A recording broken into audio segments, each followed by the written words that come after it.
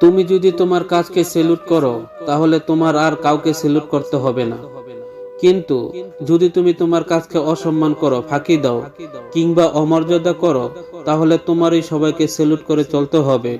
যারা মন দিয়ে কাজ করতে পারে না তাদের সাফল্য অর্জন আনন্দহীন ও আকর্ষণহীন।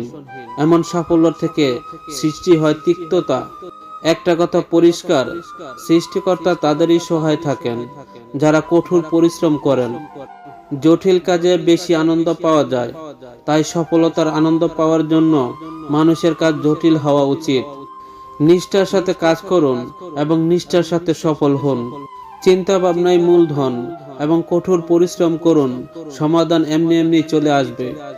কর্ম ছাড়া জ্ঞান অকেজো এবং অপ্রাসঙ্গিক।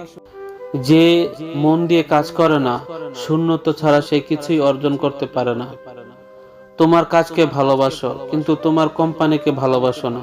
কারণ তুমি হয়তো জানো না কখন কোম্পানিটি তোমাকে ভালোবাসবে না। আমার কাছে নেগেটিভ এক্সপিরিয়েন্স বলে কিছুই নেই। যদি আমি কাজকে ভালোবাসি তাহলে শত ব্যস্ততার মধ্যেও কাজটি করার জন্য সময় বের করে নিতে পারবো। ঈশ্বর তাদেরকেই সাহায্য করে যারা কঠোর পরিশ্রমী হন। আমরা কি বুঝতে পারি না যে আত্মশ্রদ্ধা স্বনির্ভরতার সাথে আসে।